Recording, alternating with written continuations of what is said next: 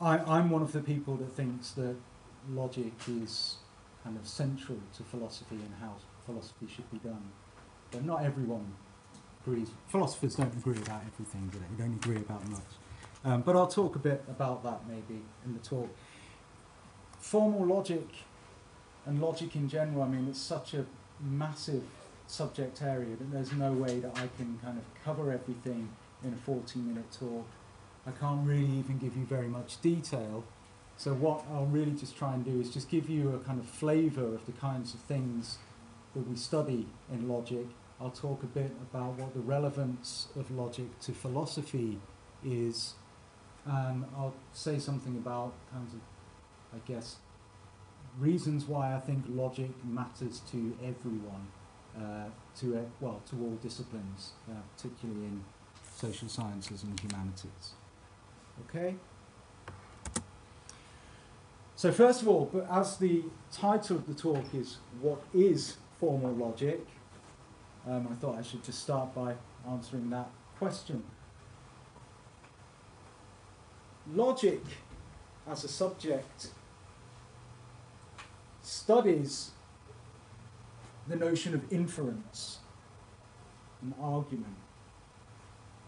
Normally, when we think of formal logic, we're thinking about so-called deductive rather than inductive inference, although the study of inductive logics is also a kind of important part of modern logic. But what it means for logic to be formal logic, essentially, is just that it becomes more and more abstract. What we want to do in formal logic is to abstract away from particular kind of elements of the way in which we argue to get to some kind of pure structural kind of feature of our reasoning that we can formalize. Okay, so that's what we do in formal logic. And there's a view which goes back to the kind of origins of the philosophical treatment of logic in Aristotle, a view which says that this means that logic is concerned with form, not content. In a sense, running together the notion of logic with the notion of syntax. And these two things are closely aligned, but it's misleading, even though you still read it now in modern logic textbooks. It's simply wrong to say that logic is only concerned with form and not content, because in fact logic is specifically interested in content, but it's interested in the content of a very small class of expressions, the logical constants. The classical logical constants are the constants which connect together certain kinds of interesting sentences. Words like and, or, if then, not, these words we call the logical constants, they connect sentences together in such a way that we can make deductive inferences based on their meanings. And that's what we're really interested in logic. When we move on to more complex logics, we also extend the class of logical constants to include the quantifiers all and some, which also have meanings that we can draw inferences from. And then when we move on to more advanced logics than that, which I'll mention as we go on, like modal logics, we include words like necessarily and possibly. We class these as logical constants in a modal logic. However, the relation between syntax and logic is an important one, because often the way in which we go about doing formal logic is to create purely syntactic languages, utilizing these logical constants so that we can study those languages. But the only way that we actually discover anything kind of importance, if you like, about inference is when we interpret those syntactic languages and we study relations like the relation of logical consequence, and we ask what it is for something to be a truth of logic. Okay, so that's just a bit of idea to kind of, I guess, so what I'm trying to tell you there is, first of all, to give you an idea of what this notion of formal logic is, but also just to kind of make you aware that you should be suspicious of the claims that you'll often hear to do with formal logic, that it's just about structure, not about content. To understand the way in which logic has developed as a subject, I think it's worthwhile just doing a bit of kind of thinking about the history of the subject. The first kind of philosophical treatment of logic came with the sort of Aristotelian treatment of logic, where logic was treated as syllogistic logic. A syllogism is a triad of propositions where two of those propositions will be premises and one will be a conclusion. And Aristotle looked at the various forms that those triads could take and said, look, this one is a good inference, this is a bad inference. What does it mean to be a good inference? Well, we can look at ways in which truth is preserved as we move from this premise to this conclusion and is not preserved in this case, and so on. And he thought, well, I'll give you a purely formal account in the sense that the structure of syllogisms which preserve truth I can explain to you making no reference to the meanings of the propositions themselves. What I'll make reference to is simply the logical forms that they have. Aristotle had what we now see as a very, very crude notion of logical form. He only treated propositions which we call categorical propositions. Those are propositions expressed by declarative sentences. So the kinds of things which can be true or false. Yeah? If I say Socrates is mortal, that's true or false. It expresses a proposition. And Aristotle said there are four kinds of logical forms that categorical propositions can have, which are called the A, E, I, and O forms. The A is a universal affirmative. It says of all some things that they are something. Okay? So the S there will be the subject term, the P, the predicate term. It's universal because it quantifies over the full range of the predicate term, and it's affirmative because it's saying that this the subject actually has its predicate. We could also have the universal negative, which says that none of the subject terms fall under the predicate term. Particular affirmative says that some subject S has property P, so. And particular negative, some subjects are not that predicate. So it's a very basic way of classifying logical forms. Logical form is nothing more than a function, if you like, of the quantity, i.e. whether or not it's universal or particular, and the quality, whether it's affirmative or negative, of the proposition.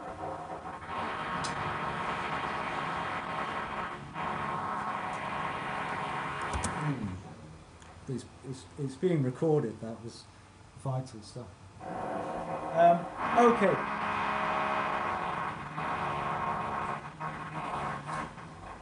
Why is Aristotelian logic lacking?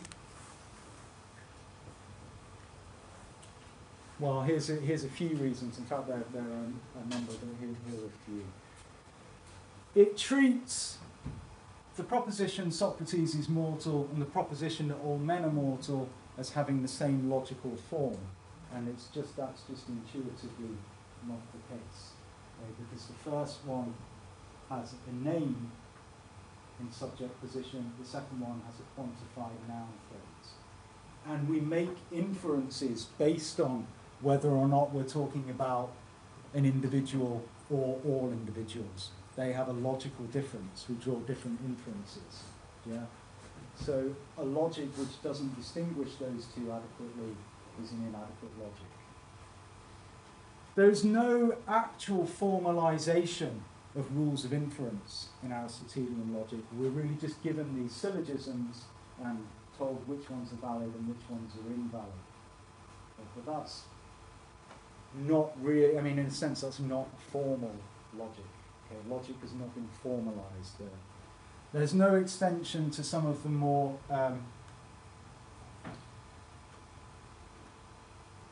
more elaborate kinds of logical constants that we use in ordinary language, like the modal operators. Like when I say everything is necessarily F. That necessarily there is an important logical word.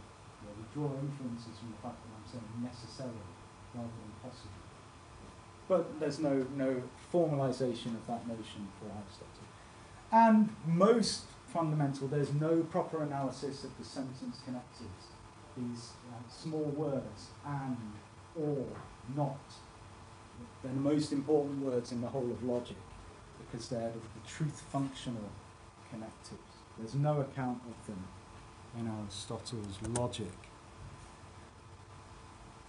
This is an exaggeration, but it's certainly not too distant from the truth.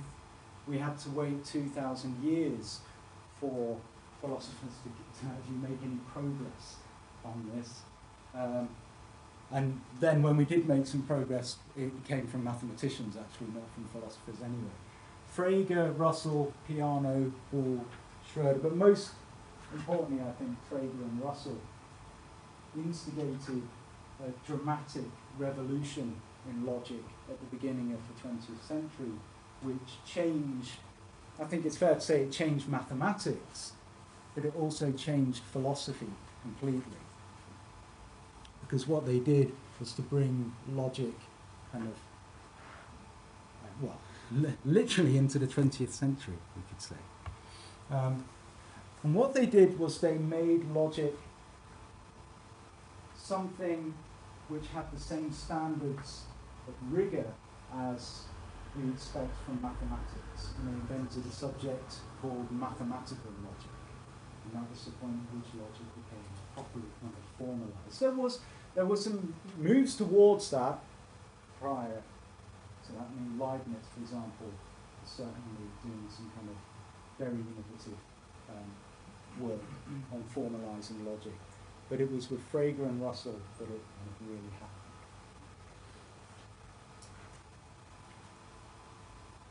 As a consequence of their work, we got axiomatic analyses of logic for the first time. So from mathematics, we were familiar with the axiomatic method in geometry and so on. But with Frege and Russell, for the first time, we had an axiomatic treatment of logic. And some very interesting languages developed. PL is the name which is normally given to the language of propositional logic, a logic which contains no quantifiers but has sentence connectives. QL has quantifiers as well as sentence connectives. PM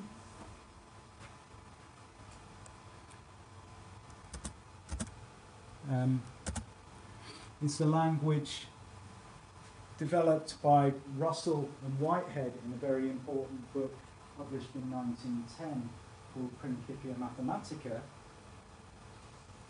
which is a language of pure logic, or was intended to be a language of pure logic sufficiently powerful to state every mathematical truth. Okay, so that was a very, very powerful formal language, a lot more sophisticated than Aristotelian syllogistic logic. It went hand in hand with a thesis in philosophy called logicism. The thesis was that mathematics is just a part of logic. Okay. So logic was taken to be so fundamental that the whole of mathematics was just a branch of logic.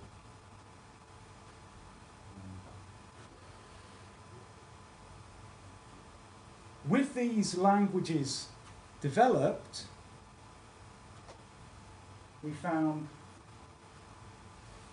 that the languages could be extended in lots of the ways which I've mentioned previously. For example, we can introduce modal operators. Let me just show you. Here's a formula of propositional logic. Okay, very simple formula. It says if P then Q, where P is any proposition and Q is any proposition. It's a logical form of if Socrates is mortal, then Plato is mortal. Yeah, just in an orderly sentence. In a predicate logic, I have a quantifier here. This is a universal quantifier, every. It says every x is such that x is f. That could be the logical form of, well, I'll tell you what, it'd be easier if I keep it in line with this. Then you have, for all x, if fx, then gx. That will say everything is such that if it is f, then it is g. It could be a translation of all philosophers are mortal. If anything is a philosopher, then it is mortal. Okay? This symbolic treatment of logic, which I would love to kind of fill in all of the details for you, but obviously I can't in the time period, also allows me to now extend my language to include modal terms. I can introduce this box in front of propositional parameter P to say necessarily P. Or I could say if necessarily P, then possibly Q. That's what this diamond means. So something about the formalization of the language means that it's easy for me to also formalize these modal terms. I won't sort of I won't draw lots of symbols on the board, I promise. I'll show you this.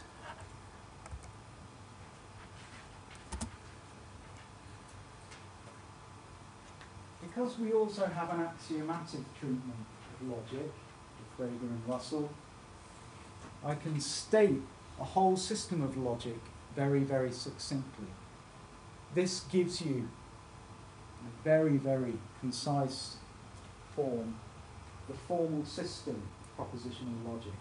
We have 3 axiom schemas and 1 rule of inference, and that's adequate to express the whole of the system of propositional logic. And an interesting consequence of that is that because we now can take these notions of a logic and put them into a formalized language, which is essentially just a mathematical object, we could study those objects as new objects of inquiry in their own right. For example, I might look at that axiom system and try to prove that that system is consistent, in the sense that it's impossible to prove a contradiction in that system. And if any formula is a theorem of that system, then its negation is not a theorem of that system. Okay, once I do that, I'm doing a subject known as metalogic. Metalogic would have been impossible if logic had remained at the stage that it had with Aristotelian logic. It was only the mathematical statement of logic which allowed us to do that. I can also develop deviations from my logic, so-called non-classical logics. Well, I know I said I wouldn't draw lots of symbols on the board, but here's another one. This formula here, can you see it? Okay, okay, it doesn't mean that. This formula here says P or not P. That's a tautology of classical logic. It says that it's a theorem that any proposition P is such that either it is a theorem or its negation is a theorem. But once I axiomatize a formal system, and I can treat that axiomatization as an object of inquiry in its own right, I could experiment. I could say, maybe not. Maybe I don't want P or not P to count as a tautology. I might have philosophical reasons for doubting, say, the principle of bivalence, which says that every proposition is determinately true or false. And I think, no, there are some propositions which are neither true nor false. So I don't want it to be a theorem of my logic that P or not P. Okay, well, I'll just change my axioms to get that result. And then I can study the result, which will be a new logic. One example of that would be intuitionistic logic, which is very important to some constructivists in mathematics. It's a logic in which this is not a theorem. I could also have much more elaborate ones. The law of non-contradiction in classical logic, which says that no proposition is both true and false. I could have a dialethic logic, as it's known, which is a logic which allows for the possibility that some contradictions could be true. There's nothing to stop me from doing that because of the way in which I've managed to treat my formal logic as an axiomatized system. And so I've got that axiomatized system, I could say, okay, now I think I'll invent another one. Let's see what we can say. Okay, so that's a kind of major activity, if you like, in formal logic. It's this analysis of formal systems. The formal systems themselves, their primary purpose is to prove things. Okay, that's why we have them. The idea originally was that people have always proved things in mathematics. That's just what mathematicians do. And everyone knew that those mathematical proofs were very, very rigorous. But we kind of had to take it for granted that the rigor was there. There were always steps which were never properly spelled out. The idea of the mathematization of logic, if you like, or no, I should say the logicization of mathematics, because it's logicism that this came from. It's the idea that every single step in a chain of reasoning should be formalized and made explicit. So these languages allow us to do that. We do it by constructing proofs.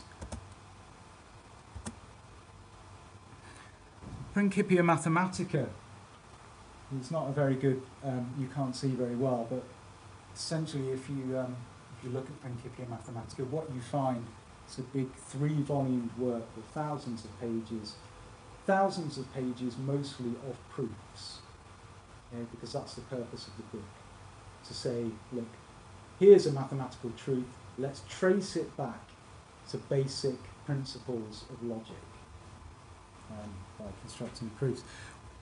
We also have much less long-winded ways of proving things, because logic has moved on quite quickly even since the time of Principia Mathematica. Systems now tend to use a notion of natural deduction, where instead of having this very small set of axioms, we just have rules for introducing or eliminating formulas on a line of proof.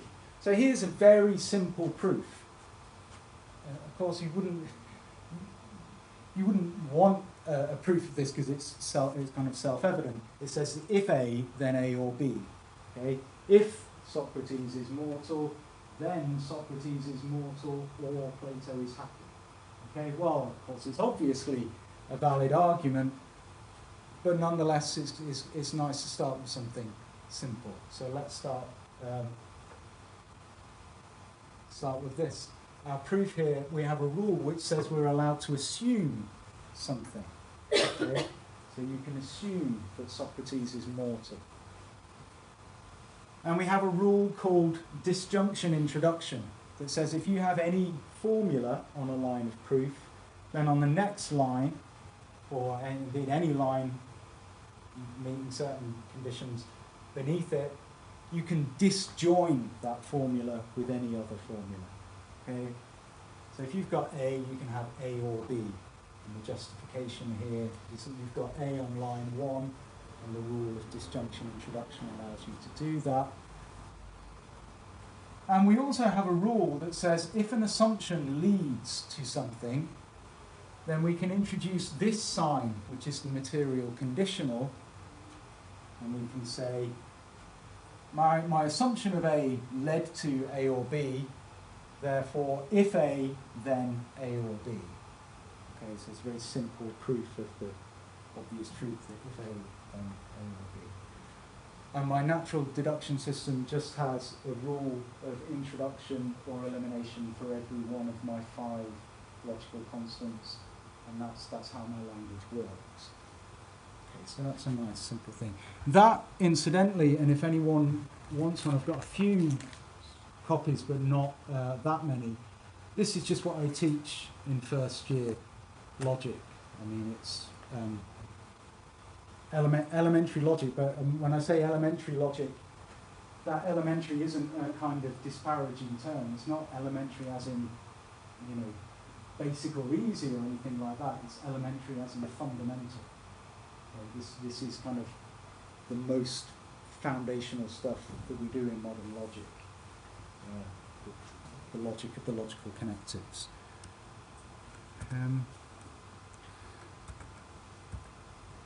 Yeah, okay, so one other thing, just before I move on to sort of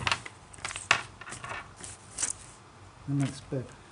It's not that we only do proofs in logic. Logic isn't just about proving things, because then you might think, well, good, you know, if you're a mathematician, then great. Learn logic because you like proving stuff, but what about the rest of us, you know? Well, we're not only interested in proving things, and logic sort of construed more generally. Particularly in philosophy, something that really matters, that's always been central to logic, and I think in some sense it's more important, we impress on our students more than the notion of proving things, is the specification of logical form. Because the main influence that this revolution in logic that I talked about has had on modern philosophy has come from the idea that what it shows is that the logic of our language and of our thoughts, the propositions that we concern ourselves with, is often concealed on the surface. Logical form is something that we need to kind of uncover in some sense. I'll just give you a very quick example of that. I know I said I wouldn't draw symbols on the board, but I actually can't help it. I've spent most of my life drawing symbols on things. It's a strange thing to do. The English word the, to determine a word, we attach it to nominal expressions like table, the table. Yeah, and we get a noun phrase. And we have a thought, we did have a thought prior to the development of modern logic, that noun phrases are like nouns. Yeah? After all, that's kind of why Aristotle wanted to put all men and Socrates as having the same logical form. Because after all men is just a quantified noun phrase. And there's a very famous theory called the theory of definite descriptions, which was put forward by Bertrand Russell in a very famous paper published in 1905 called On Denoting. In On Denoting, Russell argued that phrases like this, definite descriptions, as they're called, because they combine a definite article with some descriptive content, are not referring expressions at all, like names, but are quantified expressions. So when I say the F is G, the table is here, the table is nice, that has a logical form, the F is G. if this was simply a referring expression, then its logical form in predicate logic would be something like that. We would have some referring expression A to give the form of the F, and we'd say G of A.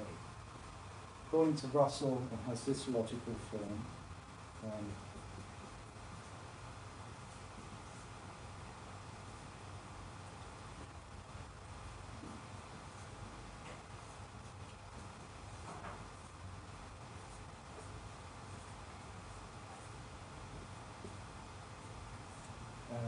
Which is strikingly more complex than the first. In this one, yeah, it says there is at least one x such that x is f, and for all y, if y is f, then y is identical with x, and x is g, which is a really long-winded way of saying one and only one thing is f and g. And Russell says that's the logical form of F is G. Okay. Well, I mean, I'm not going to go into one about the philosophical merits or otherwise of that theory.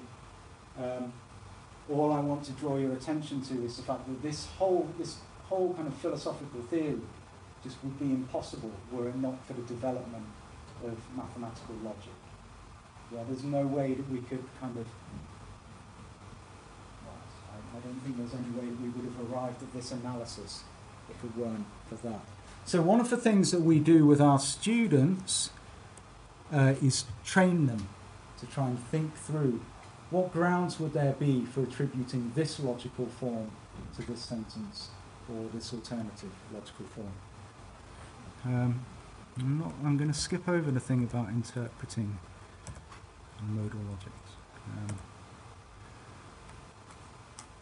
Because I've kind of introduced it now by talking about the theory of descriptions anyway. That notion that logic forms the foundation for philosophical theories is kind of, I think, the driving force in the development of analytic philosophy. Some of you may have heard people often talk about this split between analytic and continental philosophy. Maybe you haven't heard of that, but analytic philosophy is a kind of new invention, something which arrived in the 20th century. Certainly at Manchester was what we all do. We're all analytic philosophers. And there's no question that analytic philosophy just was born out of this revolution in logic. I'll just show you, this is a great quote from Russell. He says, "I hold that logic is what is fundamental in philosophy and that schools should be characterized rather by their logic than by their metaphysic." That sums up completely what analytic philosophy is about. So prior to people like Russell and Frege, philosophy's kind of method, if you like, was a method of speculation. After Russell and Frege and the birth of analytic philosophy, the method of philosophy is a method of logical analysis. Because what we do is try to analyse concepts, propositions, knowledge, so on, rather than speculate about. And so we kind of see philosophy as a kind of applied logic. Funny to think of philosophy being applied anything. I know it's normally seen as like the least applied subject that you could have, but I think, yeah, philosophy is a kind of applied logic.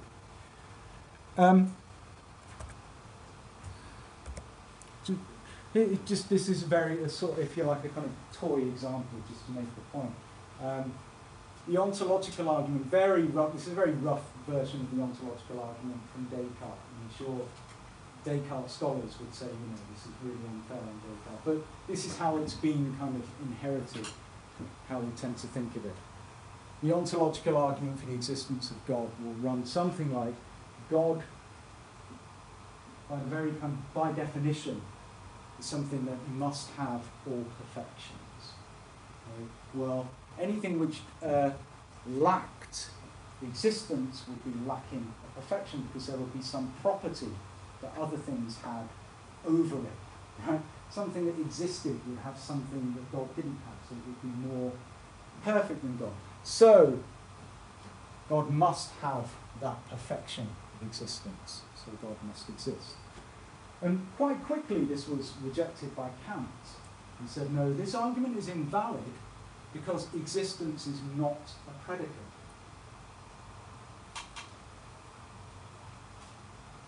But that, it just seemed like a very kind of slightly hard to understand what was the objection that Kant had. And certainly when you teach it to students, it's not easy to put it across just in Kant's terms in a way that makes perfect sense. But certainly, for me, the point at which it made perfect sense and the way that it always seems to make it incredibly easy to get the point across to students is when Frege, sometime later, said, existence, if you like, isn't one of these expressions, it's one of these expressions. It's a quantifier, a higher level function. Individuals can't have the property of existence. It doesn't make sense. When I quantify over something, what I do is I say that there's some instantiation of a property. And I don't add a new property of an individual. If I say,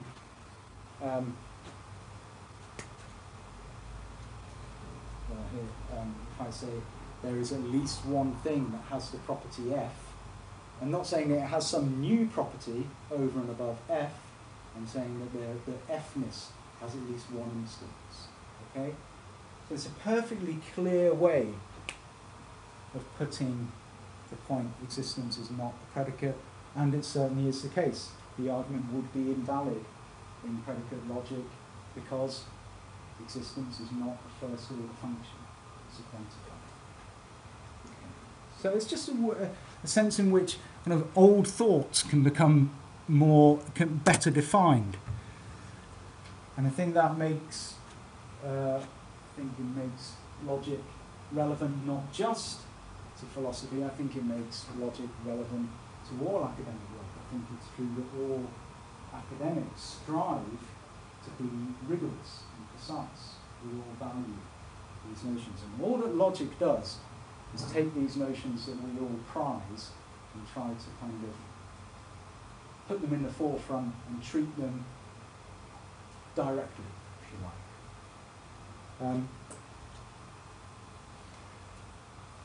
Having said that, I think that logic, the study of logic, is often a very specialised pursuit. It's essential, I think, for philosophy students to study logic to a fairly high level of specialism, because in order for them to just understand the philosophy that they're expected to read on the course, they need to know a lot about philosophy to understand what those arguments are about. But we also have a less formal approach to philosophy that we teach our students with our critical thinking course. I just want, personally, I think critical thinking should be taught to every single student in the university, not necessarily just by me, but I think it's not something that's just fundamental or unique to philosophy. The kinds of things that we cover on that course would apply to any academic subject. For example, one of the things that we do in critical thinking is to look at ways in which people use rhetoric to reason invalidly in a way that might be concealed. Some of these ones are perhaps lesser. We can draw a distinction between formal and informal fallacies. Formal fallacies are, again, fallacious purely by virtue of the rules of inference of the formal logic. They include things like begging the question. Where begging the question doesn't mean the way that phrase is used you know, all of the time on the radio or whatever, where he'd say, well, that begs the question that such and such. That means, you know, that makes me think of the question such and such, or that raises the question such and such. Begging the question in logic, which is where the phrase came from, is presupposing the conclusion of your argument as a premise. An obvious example would be something like saying you should believe me because I never lie. Well, if you don't know whether to believe me, why should you be convinced that by my claim that I never lie? Presupposing the conclusion. So that form of argument is fallacious. We also have things like affirming the consequent.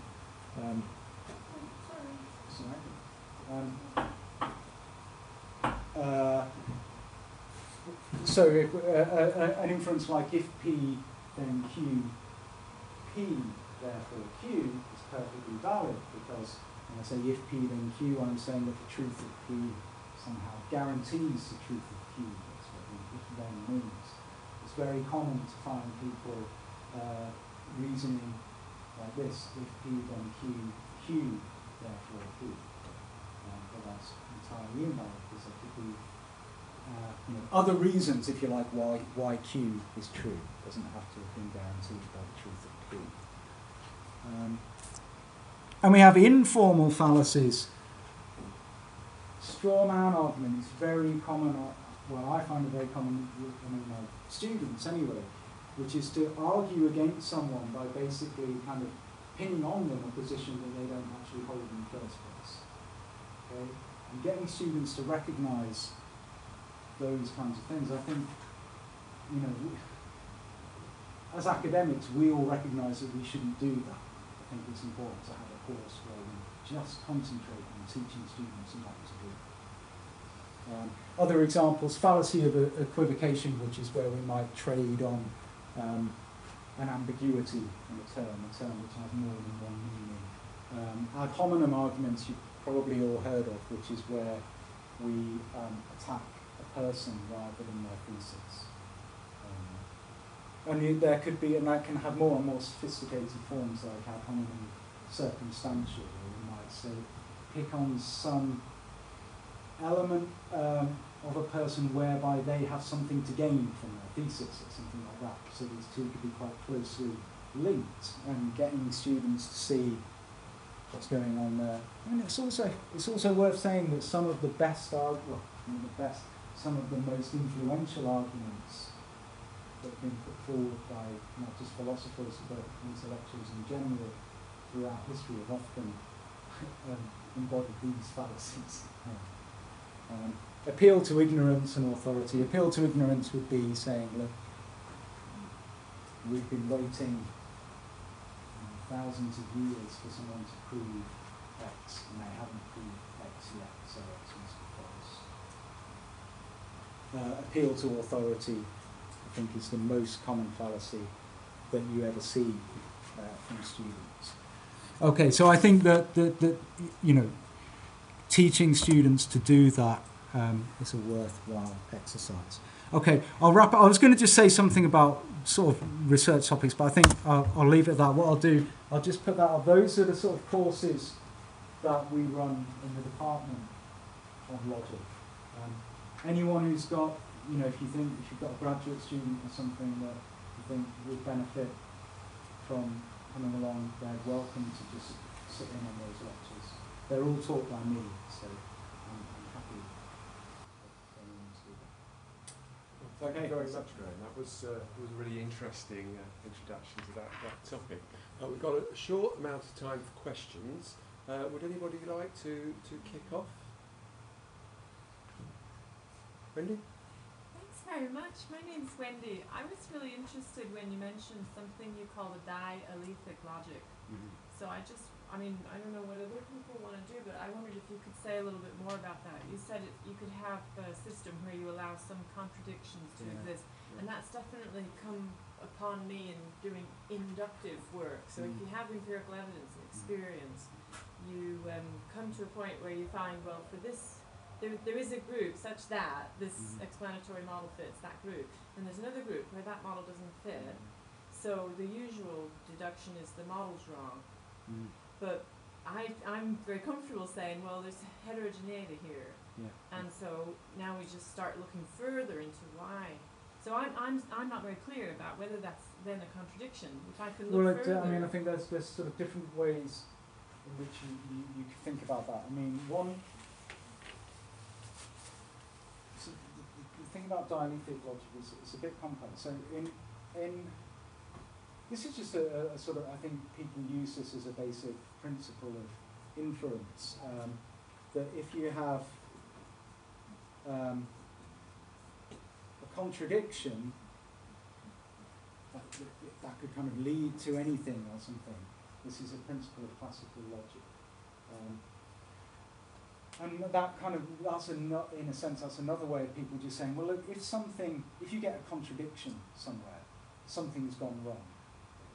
You might say, for example, in classical logic, we also have the rule of reductio ad absurdum.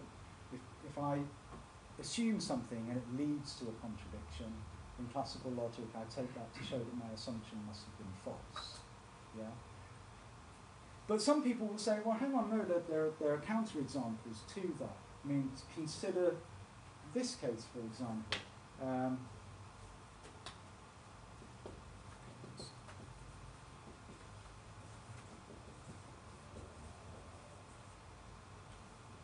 So this says this sentence is false. Yeah? This sentence is false is a perfectly good sentence of English. Yeah? There's nothing wrong with the sentence from the point of view of the rules of English. But the problem comes if we ask whether or not the sentence is true. Yeah? Because if it's true, then what it says is the case, so it's false. Okay? But if it's false, then what it's saying isn't the case, okay? So it's not true, but that's what it says. It says that it's false, okay? So it's just a contradictory sentence. But suppose I say to you, okay, I'm going to prove to you that I am an immortal being. The proof is very simple. This sentence is false, therefore I am an immortal being. It's just an instance of this inference schema. I give you a contradiction, and then say I can infer anything from that contradiction. And people will just say, well, no, hang on. There's something wrong with that. So they'll say this rule of inference here is suspicious. If you reject this rule of inference, you get something called a paraconsistent logic. Okay? A paraconsistent logic just says something like don't panic when you encounter a contradiction, which I think is... Sorry, I can't read what you're pointing to. So it just says A, not A, therefore B. Therefore. Sorry. This is a therefore. A, so is not it A therefore B. and not A? Or A Yeah, or? yeah. No, just A and not A, therefore B. Yeah. So if I have two contradictory... A and not A. Because Yeah, usually comma means or. Okay, yeah. Or I'm just all I'm doing is giving you a. Sorry, this is the problem that you have with people that live in this funny world of symbols. Yeah, this here is just giving you a list. Okay, I'm just saying. Let's suppose that you've got A. You've also got not A. Those are your premises. You can conclude anything from that. Let's say B. I could say C. Okay, I could do it by that. I could say that line there means therefore. But you can't have both A and not A. Well, if you have a dialectic logic, you can. So you were saying? So my paraconsistent logic will tell me that if I encounter this contradiction, I shouldn't immediately think, well, anything follows from it. And then I could also have a dialetheist. There'll be someone who says, well, hang on a minute. I think this sentence is true anyway, because it's contradictory. Contradiction's false. It says that it's false, so it's true. In which case they'll say, look, the English language is just inconsistent. Okay? You can say contradictory things in it. which means that you can have true contradictions. Well, that's just what's happened in fuzzy logic. If I have a book in my office about fuzzy logic and we're doing fuzzy set measurement and you get contradictions, you actually observe it. It's slightly different with fuzzy logic because you don't have a two-value system. It's not quite the same thing as language. So is your general point that it's acceptable to consider the possibilities where maybe because of the roughness of language? But also there's no reason why I couldn't just construct a language in which it's possible to have a true contradiction. I need to make sure that this principle, this rule of inference, isn't in here, because otherwise my system would become trivial, because everything would follow from the contradiction. But so long as I change that rule of inference, I can do it. I mean, it's the point about because the formal logic is just a kind of mathematical object that I construct. I can just change the construction in that way. I was about to interject there because it was starting to get interesting, but I'll just take any further questions from the floor before I launch. Is there anyone else want to ask? That's great, because that means I get to ask a question. And I could see that there'll be some sort of connection between the two examples you gave. One where you can have kind of like a gap where you could have things which are neither A or not A as a state. There's quantum mechanics that made me think of where, because quantum physics would have no problem with this at all. A particle is there and it's not there. It's very straightforward. So, but there's also that phases into the particle is here and here, and so there are sort of two things where you have things being a gap in the logic, but also being an overlap. Seem to kind of phase into each other. Is that something that people have explored? Yeah, I mean, so, but there's also, I mean, there have been work on quantum logics, which try to treat, in fact, numerous kind of proposals for how to go about treating quantum events in a way that doesn't contradict classical logic, by kind of having a special logic for the quantum domain. And in fact, dropping non-contradiction and excluded middle have tended not to be the obvious choices. Well, no, they might not tend to be the obvious choices, but not the choices that we take. As far as the relation between the two goes,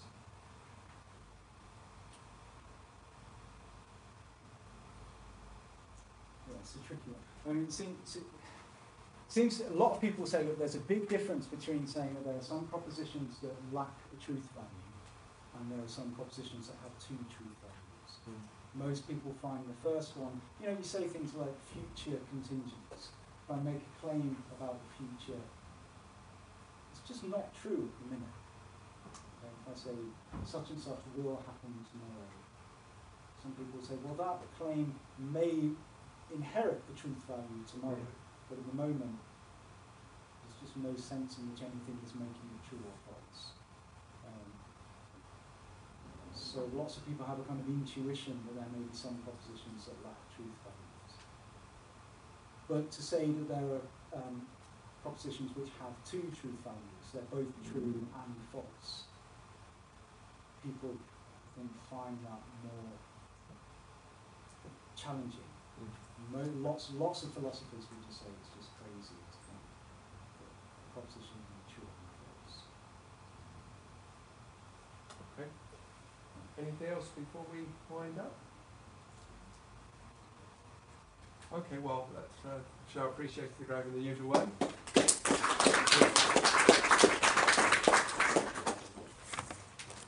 you. That was a really nice summary. But I wasn't quite so sure how to pitch you in. Well, that's really difficult to know with these things. The audience is, usually you're able to know that. First off, the whole problem with that big rush is quite a nice size audience. Structure to close this video. I think you're right. I mean, I absolutely. We've gone through a process of reasoning here, and we build up something.